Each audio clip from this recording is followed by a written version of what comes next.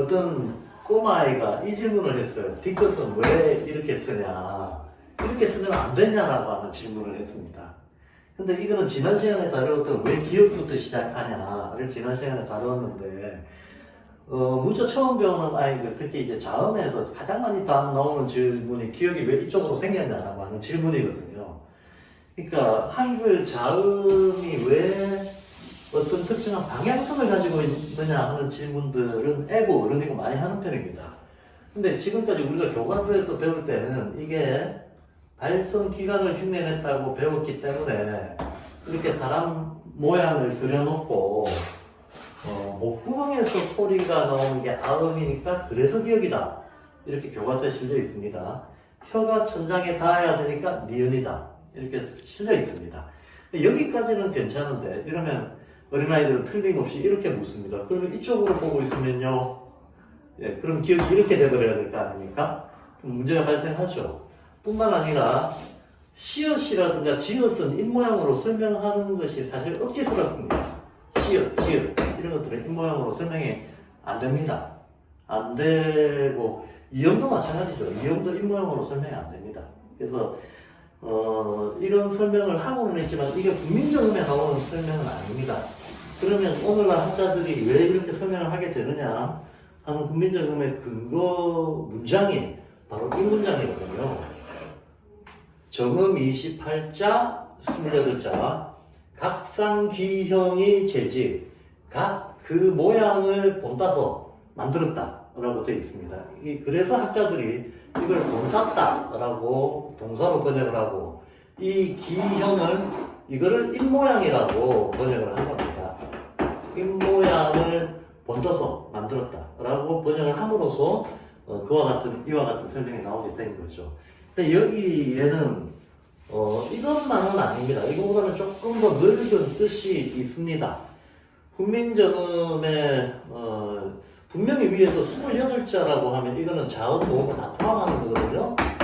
자음 모음을 다 포함해야 모음 11자, 자음 17자, 이게 전부 입모양에서 나왔다라고 얘기하고 있는데, 가령 모음의 경우에는 입모양이 별로 달라지지 않거든요. 여, 우, 유 이런 것들은 입모양하고 별반 차이가 안 납니다. 입모양으로 설명할 수가 없습니다. 예. 그러면 모음은 벌써 입모양에 만약에 적용이 안 된다라고 하면 앞에 나왔던 정음 28자가 다 이걸로 만들었다라고 하는 이 국민정음 해례본에도 말하고 있는 거고 모순이 되어버리거든요. 그래서 지금 하고 있는 설명으로는 부족합니다. 뭔가 다른 추론이 필요합니다. 그 다른 추론을 좀 해보자면 이 각상귀형 이재지라고 이제 한글을 붙여보면 이렇게 되는데, 요 기자가 지시 역할을 하고 있는 글자거든요. 그 모양이라고 되어 있습니다. 그런데 국민정음은 이미 해례본 앞에서 기, 리 또는 기, 용, 기, 채 기자를 붙인 수없이 많은 비슷한 용어들 앞에 나왔어요. 이 경우에 이 기자, 그것이라고 하는 게 뭘 지시하고 있는가? 이게 무슨 내용인가 하면 국민정음 해례본 맨 첫 문장이 천지의 도는 1, 음양, 오행, 2라고 나옵니다. 모든 도는 음양, 오행의 질서일 뿐이다 라고 선언을 하고 있어요. 그러니까 길이 그러면 음양, 오행의 이치, 기용 그러면 음양, 오행의 쓰임새, 기체 그러면 음양, 오행의 어떤 몸, 본체를 말하는 게 되고, 그렇게 일관되게 번역을 했을 때 뜻이 통하게 됩니다. 그러면 기형은 뭐겠습니까? 음양오행의 형태입니다. 음양오행의 형태를 본떴다 이렇게 됩니다. 그러면 음양오행이 눈에 보이냐 하는 문제가 있는 거죠. 음양오행을 표시하는 약속된 방식이 있는데, 그 약속된 방식 중에서 가장 오래된 게 동양에서 하도 혹은 낙서라고 불리는 그림이 있습니다. 옛날 그림이 있습니다. 5000년 전에 용의 등짝에 어떤 그림이 그려져 있었다. 4000년 전에 거북이의 등짝에 어떤 글이 새겨져 있었다. 글과 그림이 새겨져 있었다. 이런 말인데, 요 도자하고 서자를 뽑아서 도서, 우리가 오늘날 도서관이라고 할 때 도서라는 말로 쓰고 있습니다. 이 하도낙서는 이 하도낙서로부터 우리나라 태극기에도 걸려있는 8괴가 도출이 되고요. 또 이 하도낙서로부터 청간지지, 간지, 이 간지가 바로 음양오행을 표시합니다. 이런 것들을 도출하는 기초 문헌이 됩니다. 그러니까 뭐든지 하도낙서로부터 어떤 논리적인 도출을 해내고 있는 것이 괴나 간지라는 거예요. 그리고 이 괴나 간지를 가지고 자연의 현상들을 전부 설명했던 것이 우리 전통적인 어떤 세계관 속에서는 상식으로 여겨졌다는 겁니다. 그러면 하도낙서를 가지고 음양오행을 어떻게 표시를 했냐? 이 음양오행을 표시하는 가장 큰 원칙은 천, 원, 지, 당 이라고 하는 원칙이 있습니다. 하늘은 동그랗게, 땅은 네모나게 그린다는 겁니다. 그럼 천지인 삼재로 볼 것 같으면 하나가 빠졌죠. 천지, 만약에 인까지 넣는다 그러면 이는 각으로 보입니다. 각이라고 하는 건 삼각형을 얘기하는 겁니다. 그래서 이거를 원, 방, 각이라고 하죠. 이 원방각의 천지인이라고 하는 의미로부터 있고, 이게 삼재를 도형으로 그리면 원방각 이렇게 되는 겁니다. 근데 음양오행을 나타날 때에도 이 원이나 방 속에 오행의 흐름을 나타낸다 라고 하는 것이 기본 원칙입니다. 그러면 하늘은 동그랗게, 이때 말하는 하늘은 물질적인, 공간하는 물질적인 고체로서의 땅, 이걸 얘기하는 게 아니고 보이지 않는 모든 기운, 그건 하늘입니다. 그리고 어떤 부피나 입체적인 모양이나 이런 걸 가지고 있는 공간적인 구성을 지각 가능하게 가지고 있는 것은 그건 전부 지라고 불렀어요. 그래서 예사람들이 실제로 의미했던가 하고 오늘 우리가 한자 문화권에서 한자를 안 쓰게 되면서 한자에 대해서 이제 여러 가지 오해를 하고 있는 선입관들하고 좀 부딪힙니다. 이 부분들이 좀 수정이 돼야 예사람들의 글귀를 우리가 이해를 할 수 있게 됩니다. 그러면 실제로 이제 해례본에서도 어떤 천원지방을 이용한 여러 가지 설명이 나오고 하도를 직접 이용했다라고 하는 문장도 분명히 나오거든요. 근데 기본적으로 그걸 다 설명할 수는 없고 결론은 이렇습니다. 우리가 살고 있는 이 자연 환경, 이 지구 환경을 표시할 때에는 사시사방이 중요하기 때문에 일단 네모를 그려놓고 시작합니다. 이 네모를 그려놓고 시작하고 이 안에서 일어나는 어떤 운동 과정들은 원으로 표시를 합니다. 그렇게 되면 보이지 않는 힘은 원, 천원이 되는 거죠. 그리고 우리를 둘러싸고 있는 자연 환경은 방, 네모, 땅이 되는 겁니다. 그럼 이렇게 사시사방, 네모를 그릴 때는 항상 사시사방, 사시라고 하는 것은 봄, 여름, 가을, 겨울이고요. 사방이라고 하는 건 동서남북을 얘기하는 겁니다. 이거를 묶어서 그리게 됩니다.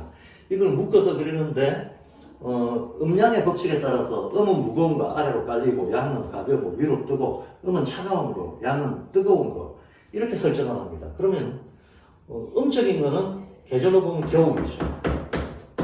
양적인 거는 계절로 보면 여름입니다. 여기에 방위를 부여를 하면 이건 북쪽이 됩니다. 방위를 부여를 하면 이건 남쪽이 됩니다. 그럼 북에서 남을 내려다본다 라고 이렇게 그림을 그려놓고 나면 자연스럽게 왼쪽이 동쪽이 됩니다. 그럼 해 뜨는 쪽이 동쪽이니까 여기가 봄이 됩니다.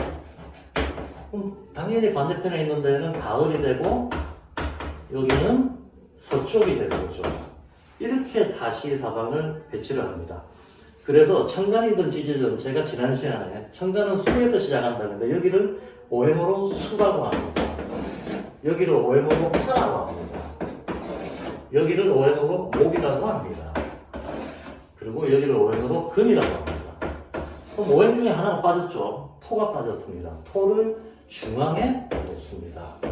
그런데 중앙에도 보이지 않게 작용한다고 보지만 이게 실제 계절에서 나타날 때는 이 모서리에서 나타난다라고 보고 있습니다. 자, 이렇게 해서 그러면 수부터 시작하면 수, 목, 화, 토, 금, 수 하나, 둘, 셋, 넷, 다섯 오행이 되는 거죠. 이게 오행입니다. 음양이라고 하는 것은 이렇게 대각선으로 잘라서 보면 봄, 여름은 양적인 생명이 약동을 치는 때니까, 약동하는 때니까 요때는 양이라고 보는 거죠. 요때는 음이라고 보는 거죠. 가을, 겨울이 되면 가을에 생명력이 죽기 시작하면서 겨울에 눈에 안 보이게 되거든요. 생명 활동들이 안 보이게 되버리는 거죠. 그러니까 이렇게 한 바퀴 돈다. 한 바퀴 돈다. 이게 바로 천원입니다. 천원 지방에 음양, 오행을 배치를 하는 겁니다.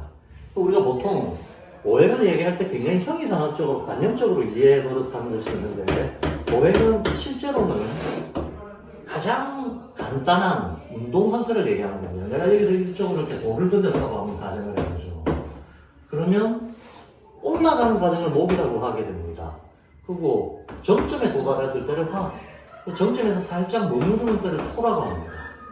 그리고 기울어지기 시작하는 금, 그리고 원점으로 돌아오면 수라고 합니다. 이 운동 상태를 음양오행으로 이름을 붙인 것 뿐입니다. 계절의 흐름, 계절의 어떤 그 기후의 변화도 이와 같이 뜨거워졌다가 차가워지고 뜨거워졌다가 차가워지고 반복한다고 하는 게 음양오행이기 때문에 음양오행은 결코 형이상학적이거나 안정적인 것이 아닙니다. 그런데 이렇게 끊어놓고 양과 음을 보면 어디까지가 통과하면 목, 화, 토 세 개가 이게 양이라고 봅니다. 요 세 개가 양입니다. 그럼 요 두 개는 자연스럽게 음이 되겠죠. 음이 되는데 양적인 것은 드러나 보인다 라고 봐서 원방각 중에서는 주로 반을 이용합니다. 네. 모양이 드러나 보이는 것, 그리고 이쪽은 모양이 드러나 보이지 않는 것, 이쪽은 원을 이용합니다. 근데 생겨났다가 사라지는 것들, 운동하는 것들, 이쪽은 각을 이용합니다.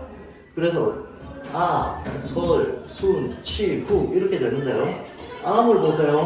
암은 어떻게 되는가 하면 암의 대표는 기역이죠. 그리고 설음의 대표는 니은이고 질문받았던 뒤끝입니다. 몇 개가 더 있죠. 티읕도 있고 리을도 있고 있습니다. 그 다음에 치음의 대표는 시읒, 지읒 이런 것들이 치음의 대표입니다. 이쪽은 이응, 희읒 이런 게 구음의 대표입니다. 토에 해당하는 건 중앙에 있는 건 미읒, 비읒 이런 것들입니다. 자, 어떻습니까? 직관적으로 보기에도 이거는 기역의 변형이죠. 기역의 한쪽 면, 기역, 네모의 한쪽 면, 미음은 외모의 저쪽 면, 뒤끝은 네모가 이렇게 닫혀있는 상태. 이런 식이 됩니다. 미음은 네모 자체, 비역은 네모에서 선을 위로 끄는 거, 피역은 네모에서 선을 옆으로 끄는 거.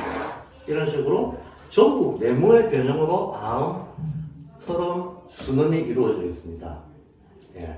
그리고 세모의 변형으로 치음이 이루어져 있습니다. 스, 즈, 츠 이렇게 되거든요.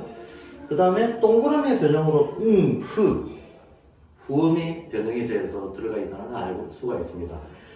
제가 지난번에 두 개 출발점이 있다고 했는데 원래 애초에 원형적인 출발점은 수거든요. 여기서부터 보면 오른쪽으로 돌리면서 보면 원, 방, 각, 원방각이라고 하는 천지의 구조가 그대로 들어가 있다는 것을 알 수가 있죠. 그래서 결론, 뒤끝이 왜 이쪽으로 봅니까? 훈민정음의 설명대로 하자면 이렇게 설명하고 있습니다. 훈민정음이 자음을 설명할 때 우리는 지금 쓰고 있지 않지만 사실은 비읍이 첫 글자가 아니고 꼭지 이형이라고 해서 이렇게 생긴 애가 첫 글자입니다. 근데 훈민정음에는 뭐라고 설명을 하는가 하면 요 동그라미를 출발점, 원형, 태극으로 보고 그 태극에 오행을 붙이면 수다라고 보고 물에서 딱 나온 새싹이다 라고 얘기하고 있습니다. 그 새싹이 자라면 기억이 되고 더 자라면 키역이 된다 이렇게 얘기를 합니다. 그러면 새싹이 자랄 때 이쪽이 북쪽이잖아요. 그럼 이게 물이고 이게 태극이고 이게 출발점이라고 했어요. 그럼 새싹이 자랄 때 어디를 보고 자라야 되겠습니까? 보는 방향. 이 동그라미 네모판을 기준으로 했을 때 어느 방향으로 자라야 되냐? 해 뜨는 동쪽. 실제로 모든 식물의 새싹은 동쪽을 향해서 납니다. 예, 실제 자연에서도. 그래서 해 뜨는 동쪽으로 살짝 기울여 놨습니다. 또 얘가 자라서 얘가 됐다고 했습니다. 그러니 각상기형의 기형이라고 하는 것은 음양 오행의 형, 그 어떤 음양호의 천원지방적인 형과 운동 패턴, 이걸 얘기하는 것이고, D형의 표준이 되는 것은 하도, 낙서와 같은 네모와 동그라미로 이 음양호행의 운동들을 표현한 도서 판들을 얘기하는 겁니다.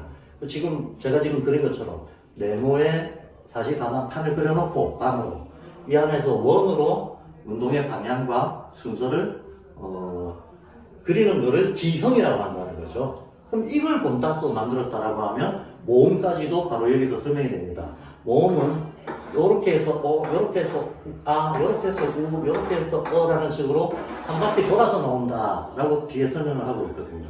그러니까 모음 설명과 자음 설명이 일관되게 D형에서 나왔다라고 하는 추론이 이 44단판과 원을 이용했을 때만 그 추론이 자음 모음에 모순되지 않게 같은 근본 어떤 바탕에서 나온다라고 얘기할 수 있게 된다까지가 제가 설명드리는 겁니다.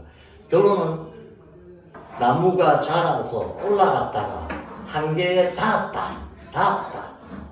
절정에 이르러서 한계에 닿았다. 그 상태가 바로 하다라고 하는 의미로 뒤끝이 오른쪽을 보게 됐다. 입니다.